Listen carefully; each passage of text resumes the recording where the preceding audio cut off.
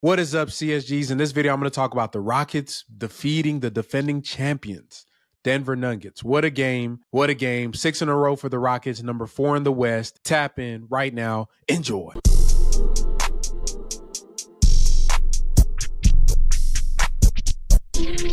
The Rockets Chop Shop is your one-stop shop for all your basketball needs, for highlights, analysis, podcasts. We do it all here at the Rockets Chop Shop. Make sure you hit the like button on the videos that you watch if you enjoy them. Hit the subscribe button to get notifications from all the great drops that we have on the channel. Also, you can visit the Chop Shop merch store and get you some of the swaggiest gear in the Houston Rockets kingdom. And if you want, you can always support the channel directly through donations. And if you want, you can support us through our partnerships with our sponsors. The Rockets Chop Shop is made by fans, for fans, and we're going to keep rocking and keep dropping that heat.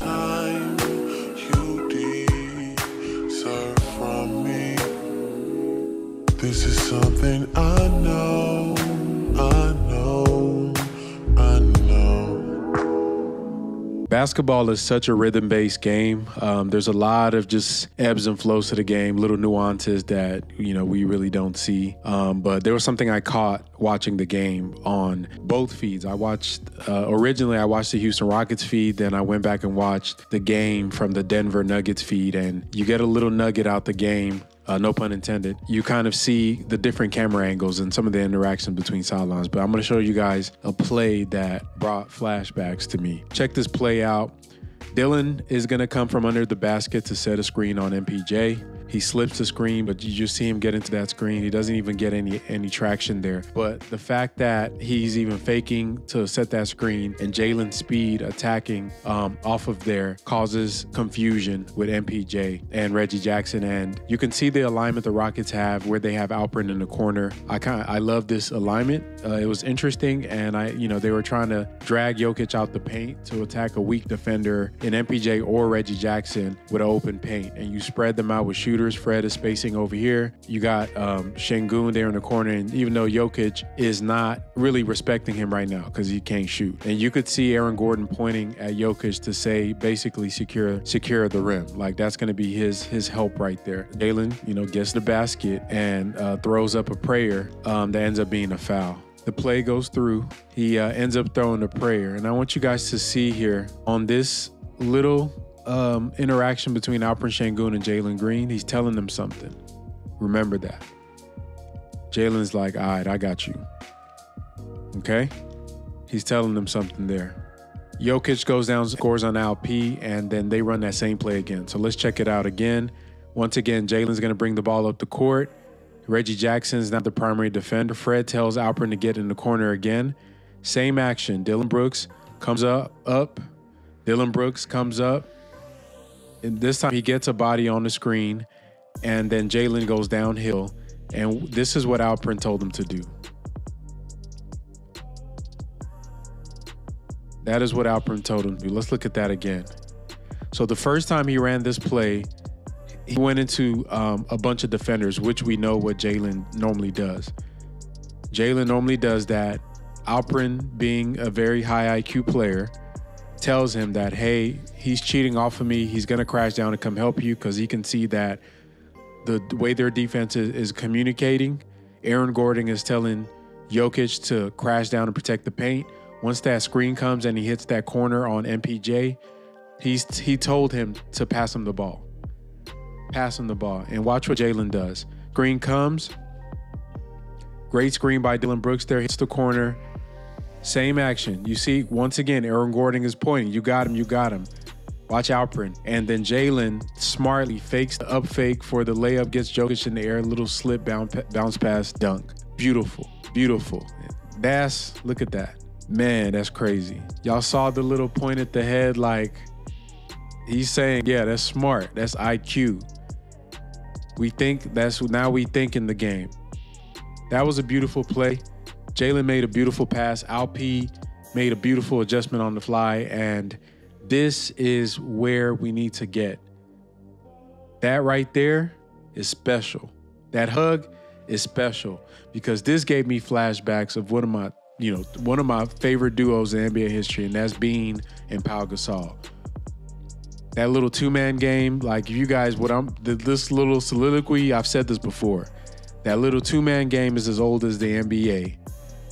The guard and the big, it's like bread and butter. Alperen Sengun, as great as he is as an individual player, would need another player on the perimeter to really enhance his superpowers. And as great as Jalen Green is as a talent, he is going to be tied to Alperen Sengun while he's in Houston.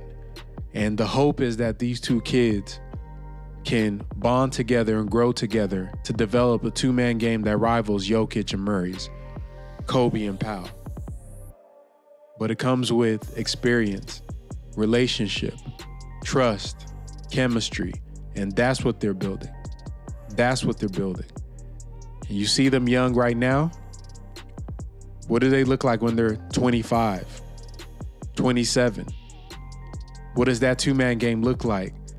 Are they going to get like Powell and Kobe did, where it's just a little cut of the eye, a little wink, a little head nod this way, and they already know what the other person's thinking?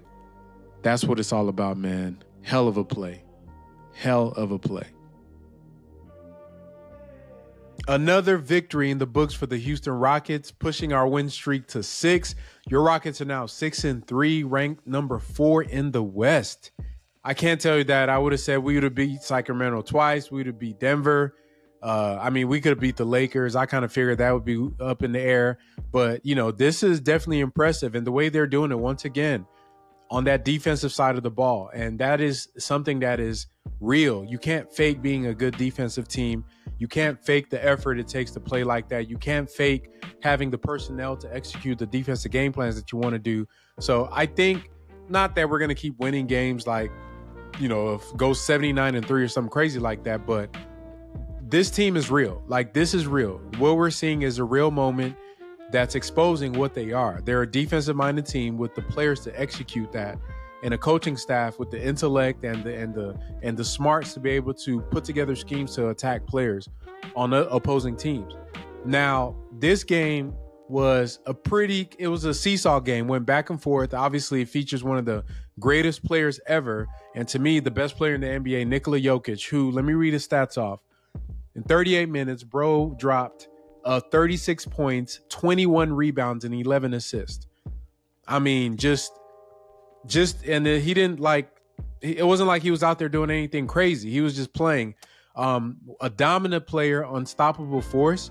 But I think we did a pretty good job on him. That was not an easy 36.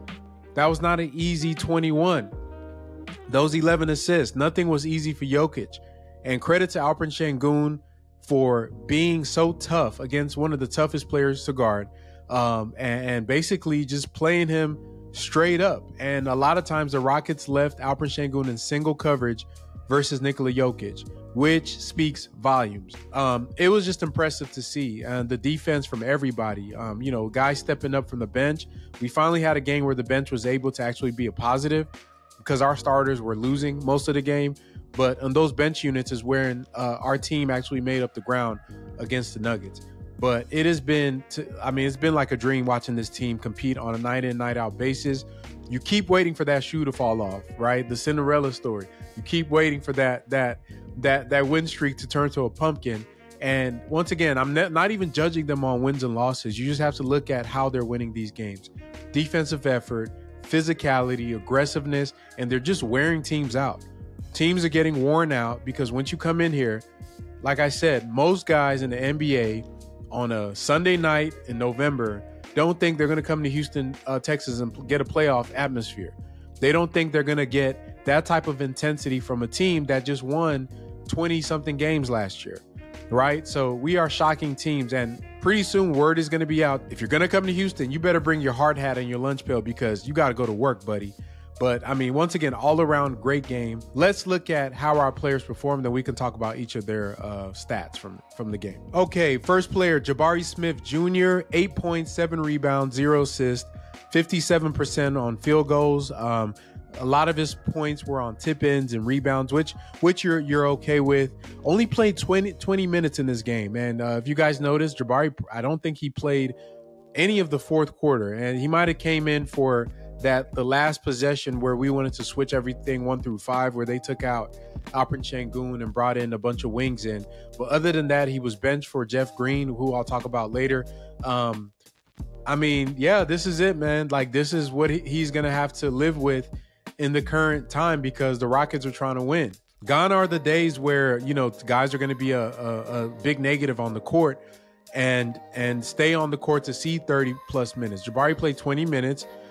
He was being attacked by the Nuggets. They were just bullying him. Aaron Gordon especially was really having his way with them on both sides of the court.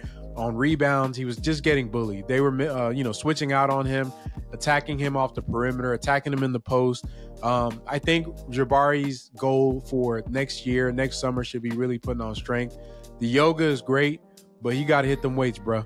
You got to hit them weights. Like, even the grip strength on the rebound isn't there. When he gets a rebound, a lot of times the ball slips out his hands or somebody swipes it out his hands. You just got to get stronger. But overall, like, he was giving effort, but against a team as high-powered as the Denver Nuggets, you cannot afford to have any just super weak links on the defensive side, especially when it comes to team defense. Not able to rotate. There were a couple miscues here where he didn't switch out appropriately on the right guys.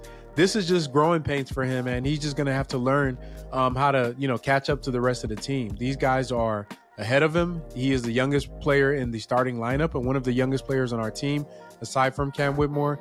And like I said, these are just growing pains. What you want Jabari to take out of these moments is not to hang his head or get depressed or act like the world is over for him. Is just cherish the opportunities that you have to play on the NBA court. I'm going to keep saying this. He didn't deserve the minutes he got last year. The Rockets' approach to just throwing guys out and just letting them figure it out in real time against grown men, it doesn't yield the type of results that you need. I think Jabari in this season is going to get more development probably halfway through the season than he would have had the whole of last year.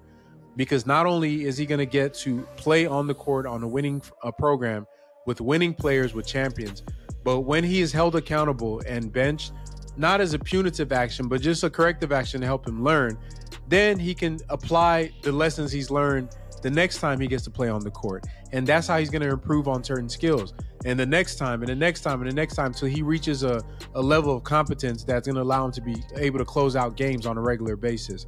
But these are the breaks. These are the breaks. This is why young guys typically don't play in the NBA. It's not because they're not talented. It's the mental aspect of the game. It's the physicality. It's the speed. And that's just something he's going to have to catch up to. Otherwise, I mean, a -6, he wasn't the worst player on the court.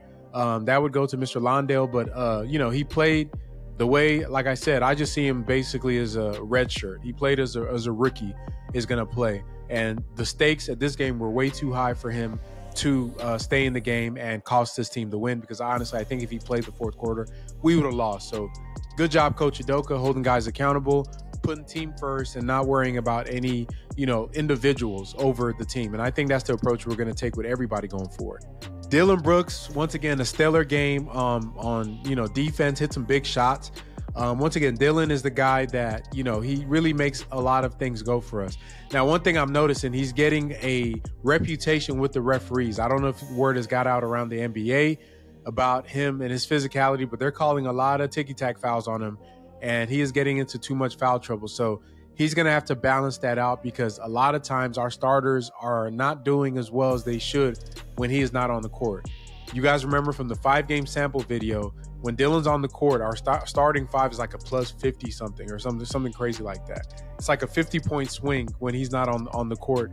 He needs to stay on the court as much as possible and not get into foul trouble early in the game. And he just has to be smarter about those things. But a -9, 10 points, 4 rebounds, 50% from the field, 33% from 3, only 7 shot attempts. Once again, I am immensely impressed with Dillon Brooks, his buy-in to his role on the team. If you had told me this was the guy that we were going to get, and defensive side, I already knew he was one of the best wing defenders in the NBA, but the fact that he's okay with taking 7 shots a night, this is back-to-back games, he's taken only 7 shots.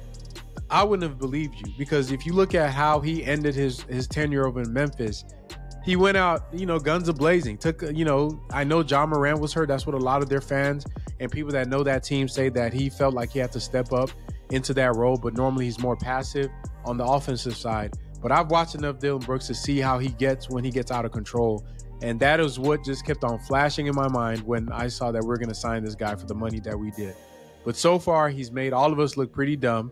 I'm once again, I'm gonna still hold a bit of skepticism to see how this holds up long term. I'm just talking about the offensive attempts, but as far as all his impact everywhere on the court, one of our most important players that we brought to this team, and he just has to stay on the court. But stellar defense from him. He was, guarding multiple players once again, guarding 1 through 4, had a couple of times to get posted up by Jokic. What can you say about DB, bro? He brings a lot of heart and passion to the team, and you got to have one of those guys if you're going to make a run at any type of play-in or playoffs. So there's a lot of discourse about Jalen Green's performance in this game, and I thought he had a good game. Only 7.7 points percent shooting tonight. I think he went like 1 for 13 from the game. I don't care. You know what I'm looking at? 8 rebounds, 5 assists. And you guys saw the video breakdown of him making big plays down the stretch. He was there to close out the game on defense. His off-ball switching is getting so much better. Jalen is almost not a liability at all on the team defense. Now, when he's getting attacked by bigger players and stuff like that, that's still there. Everybody has limitations based on multiple factors. But for him to be a guy that you can leave on the court at the apex of the game where everything is on the line, and he is not making the wrong decisions. He's switching that his intuition in those switches is getting more smooth, is more natural, it's crisper. I'm loving everything I'm seeing from him. Went to the free throw line 6 times. I think he let the game kind of come to him a little bit. I love the aggression. Took 13 shots. Shots not dropping, took 13 shots. You know what I mean? Sometimes you got to force the issue, and those 5 assists were big. Those 6 free throws were big. So I think that he's growing. He's still going to be streaky because that's where he plays right now. Once he figures out his stuff, it's going to get there. One thing I am concerned about Jalen, his bag isn't where I want it to be. I think next year and over the years, he really needs to work on his polish in his game. He struggles generating separation outside of just going downhill. Not really a lot of counters to go to get separation from even below average defenders. So that's something that he's definitely going to need to work on, having more variety in his game, whether it's in the post up, working off the glass, different angles. Those are things that he needs to add. That athleticism can only cover you up for so long. You don't want to be a player that solely relies on athleticism to get your separation, to get your advantages. When you mix athleticism with pure skill, then you're cooking with some. So, but otherwise, I love the game he had.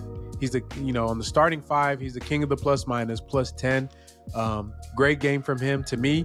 I look at everybody relative to what I expect them to do. So if I say a guy has a great game, it's not a great game to Michael Jordan standards, right? It's not a great game to Jason Tatum standards or whoever to LeBron standards. It's a great game to them and to the Rockets. So for Jalen Green, from how he's been playing this whole year, for what the Rockets need him to do, I think he had a good game. So shout out to him. Steady Freddie with 26 points, 3 rebounds, 4 assists, 15 field goal attempts, 42 from the field, 33 from 3, -4. Fred he's our guy, man. That's the point guard. He really settles everything for the team. There's no moment that you feel like it's too big when you have Fred VanVleet out there. There's no moment. Once again, you guys saw my last video. If you haven't, go check it out. Fred's a champion. These games are just games to him at this point. He's been in every type of situation, playoffs, championships, finals, all that stuff. So these are just moments to him in November, just a Sunday night in November, right? So whenever you have that level of just awareness on the court, you always have a chance to win late. First game he's had like less than 5 assists, 4 assists, 3 rebounds. There were a lot of the reasons the assists weren't there for him. They were running a lot of a short roll game with Alperen Sengun in this game. So Fred was getting those hockey assists with the way he was playing. But I thought he had a great game as well. Probably not his best defensive game, but he did make the plays when it counted. And once again, just being just a floor general for us, getting guys in position, running the offense even when the ball's not in his hand. Fred is the man. I think that, like I said in the last video, he's probably one of the most important additions that the Rockets have made to this franchise, along with Ime Udoka. And they go hand in hand with Coach Udoka being the brains and his staff on the bench, and then having an extension of his his mindset and what he wants to implement out there on the court in real time, not only to execute the plays, but also talk to young guys and make sure that they're straight. So, Fred, he's the one that's really driving a lot of the success that we're having. And once again, I'm never going to care about his stats. He shot a little better from twos with the 42%.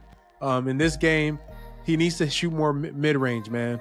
Those layups, I'm really like, please, bro, stop shooting those weird layups. I know he made one tonight, but that mid-range is begging him to shoot it. He needs to steal Chris Paul. Steal Chris Paul's a page from his book. Once you get that screen off with Sengun, if they're going to play Jokic in a drop, just settle into that mid-range, that soft zone, get in there and hit those middies. They're going to be there for him, and he's a good mid-range shooter, so I'm shocked he doesn't do it more. Hopefully that comes along with time, because I don't think he's had a screener like Sengun in his career. So we'll see how that goes over time, but good game by Fred. Alperen Sengun, what can I say about the kid? 23 points, 8 rebounds, 5 assists, 18 field goal attempts, shot 50% from the field, a -8 on the court, and matched up with Jokic. Just an all-around great game, man. All-around great game on both ends of the court, getting steals, making plays for his teammates. Scoring. The little one-legged Dirk fadeaways becoming a staple in his bag now. You got the shot put. You got the post moves. He's becoming just much more versatile on offense. And on defense, dude is not a liability, man. I've seen this kid play every style of team so far. You think about the matchups that he's had over the past few weeks that the Rockets have played, right? You think about the different NBA styles that you want to play, right? You want to play against a team that runs a lot of motion. You talk about the Warriors, close the game out, even though we lost that game. You want to talk about a team that runs a lot of high screen and roll. We played the Hornets. Shut that down. Shut it down. So the lobs aren't even hurting him anymore. What about a team with a bruiser in the post? We played 2 of them. Sacramento with Sabonis, and then Valanciunas with the Pelicans. Nah, that ain't gonna work either. And now you play a team with a big man in Nikola Jokic who dropped 36. Let's not forget that. But able to close out in the game when it mattered the most, made the defensive plays when they mattered the most, able to score when it mattered the most. And he's scoring on anybody. He's defending anybody. He's blocking shots, getting steals. He's playing like an all-star. He is already, you guys know, he's the MVP in my estimation of the Houston Rockets. The best player on our team. He makes everything go for us. We're watching literally the birth of a star right before our eyes. Like, we are watching this happen in real time. And I think that you all need to recognize what's happening. What you're watching is happening. It is happening. It's going to happen. You can't stop it at this point. And the more data that comes in, the rest of the world is going to wake up to this that some of us have known for quite a while now. It just needed a good coach, a good system, and good players around him to really highlight what's been apparent from the beginning. And if you're not, if you're got your head in the sand, you might miss the boat, right? I know there's a lot of fans who are still very skeptical about Alperen Sengun, and I'm telling y'all, bro, this is real. This is real. This is something that's happening. This is definitely something that's happening. So the only thing left for me at this point is just for him to keep playing, getting more information. He's going to keep playing against different body types of bigs, different types of guards, and I think he's going to hold his own. At the end of the day, when we get into a play-in or playoff setting, that's really what's going to solidify whether he's a guy that the Rockets needs to focus on. I know a lot of people saying pay him. We got to see it in the playoffs. If I was, that's the way you got to go to. Once we get in that setting, and I feel like we have a good chance of doing that, then you will be able to solidify that. The price of that brick might go up, though. You know what I mean? What did it say in The Wire? Yesterday's price ain't today's price. Like, Sengun is playing himself into a very comfortable position going forward as an NBA player, where the Rockets may have to make some very tough decisions about how they want to allocate money. And I'm here for it, because one of the things that I think any franchise loves doing is paying guys that deserve it. So All-Star Sengun is in the works right now. All-Star Sengun is in the works, and if he keeps playing the way he's playing against the competition, he's showing the versatility he does, and you're hearing the media buzz from all the big podcasts, the NBA podcasts, and the NBA TV shows around the nation. It's coming. And once it gets here, it's not going to be anybody stopping it. No matter what you think about his game, the dude is for real. And he has been respected by NBA players. He's been respected by NBA coaches. He's been respected. If you a hoop mind, you already seen this. For all the other people that are joining the party late, welcome. And the rest of the country, they're going to see it pretty soon. So shout out to Alp, man. The kid is special. I want to give a special shout out to Uncle Jeff. Bro came in and dropped 15, bro. 15. Jeff has been, I didn't know he still had this in the tank. He's played like a pro. And honestly, if he was younger, I think he'd probably take Jabari's spot as in the starting five. But Jeff is damn near 40, and I don't think he really cares about the glitz and glamour of starting. And he understands the assignment. So he's going to come up when coach needs him to come up. He'll play when coach needs him to play. But 15 points, 4 rebounds off the bench was huge. Like I said, he was one of the main reasons that we were able to win this game, hitting some big threes down the stretch. A plus 14. He had the highest plus minus on the entire team. Just a great game from Jeff Green. He's brought a lot to the table for us. And I don't think nobody expected him to have to contribute this much on this team with these many young players. But he's been doing it, man. So shout out to him. Now, this made me want to look at what the lineups have looked like with Jeff Green and some of the replacements they usually use for Jabari that we've been closing out with. So our typical starting five as of this moment, this is before the Denver game. So the stats for this game are not ready yet, so I can't include them in this. But prior to this game, in 257 possessions, our starting five had 121 points per possession on offense, and we're holding team to 103.5 points per possession on defense for a net differential of plus 17.5, which is really elite, right? That's still very elite. That's an elite starting five, including Jabari Smith on there. So he hasn't been hurting us in aggregate across the season. Where he hurts us is close in games, and Coach Udoka recognizes that fairly well. So the Rockets have been closing out with usually, not every game, but sometimes with Jayshawn Tate or Jeff Green. So let's look at the lineup with Jeff Green first in closeout. Usually these are going to be the last 2-3 minutes of a game. So in those possessions, in those 16 possessions that Jeff has closed out with the Rockets or has been out with the starting five in crucial moments in the game, the Rockets have a points per possession of 156.3, which would be like the best offense in NBA history, right? And look at the defensive points per possession, 77.8. Now, obviously, the sample size is stupidly small, but this is why we're winning. No matter how small the sample size is, 15, 16 plays, those 16 plays, you think about that in the context of 2 minutes left in the game, how many possessions do you get? 4? 5 maybe? And how many of those possessions actually swing the game? 1, 2, maybe? So 16 possessions of having one of the best plus minuses in the NBA. That's why we're winning, guys. No shot at Jabari. This has nothing to do with Jabari. It's all about just having vets on the court that can make the right play. So this lineup is a plus 78.5. This is the lineup that closed out against the Pels. This is the lineup that closed out against Denver.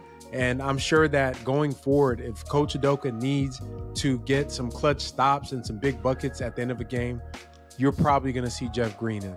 Also, look briefly at the Jayshawn Tate lineups in 15 possessions. He's kind of the one that comes intermediate during the game to give Jabari early rest, whether it's in the first, second, and third quarter. And so these are kind of shared around the game and random different games, but those lineups are also this is our, okay, let's get the lead back type lineup. Once again, a stupid high of offensive possessions, 155 points per possessions.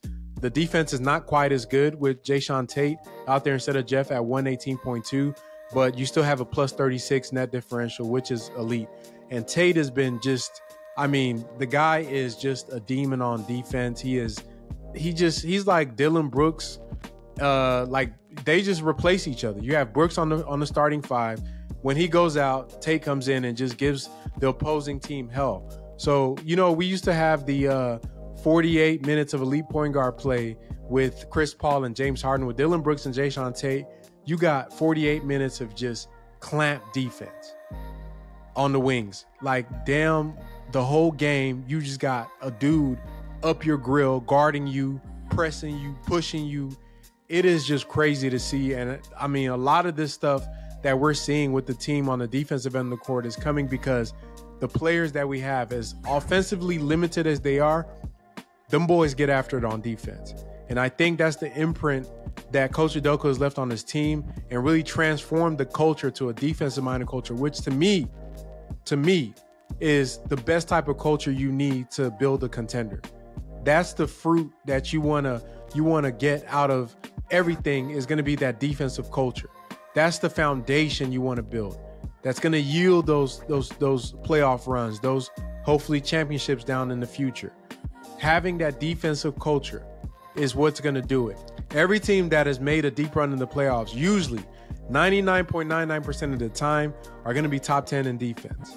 It is a prerequisite to winning, and you will not win without that defense. Your shots may not fall. You may have cold streaks during the game, but at the end of the day, if you can stop your opponent from scoring, all you got to do is make a couple buckets. I mean, the Rockets are on a roll right now. They got the Clippers coming up. Are they going to continue it? I don't know. But I think right now, whatever they're doing is sustainable. And however this team wants to go going forward, it's really going to be up to them. Because I feel like with the level of play that they're having right now, if you wait till, let's say, the trade deadline approaches and we are at a couple games above 500, does Rafael Stone make the move to go in and try to get some pieces to really push it for a 5th, 6th seed? Or does he just let it play out? These are big questions that the Rockets are going to have to answer. I think if they keep this up, I don't think we're going to keep winning. We're going to lose to a team at some point. Fatigue is going to set in at some point, especially for our young guys. They're playing both ends of the court. Let me tell y'all this. They're going to hit a wall. I think probably around December, late December, January. The young fellas are going to hit a wall because the reason a lot of the veteran teams don't play as hard as we are early on in the season is because you got to pace yourself for the long haul with the playoffs. And I'm not sure if the effort from everybody on our team is going to be sustainable. It may be sustainable on defense, but you're definitely going to see a drop-off in their offensive production. But, that's going to come. I promise you, they're going to hit a wall. And once they do, they might go through a skid of a couple of games where they lose. But once they get that second wind out after All-Star break, I think they're going to go on another run there where they're going to beat a lot of teams, good and bad. I think that's what they're going to do, but it's going to be up to Rafael Stone. I don't know what they should do. Should they go after a piece to go try to make a push for a deep playoff run or a first round just to taste the first round to see what it's like? Or just kind of chill and let this happen organically? I don't know. We'll see, though. But, man, I don't even know what to say about this game. This was such a special game for us to win. I don't think we beat the Nuggets since James Harden was a Rocket. So it's just a great time to really be a Rockets fan. What a turnaround from all the stuff that we've had to go through these past few years, man. It's only right. It's only right. But, these guys are playing their hearts out. So let me know who your player of the game was. Was it Jeff? Was it Alp? Was it Jalen? Who had your player of the game? Who had the best performance in your estimation? Let me know in the comments and in the chat. If you're new to the channel, hit the subscribe button. If you're watching this podcast this deep into it, hit the like button. Keep rocking with the Chop Shop, and we're going to keep dropping that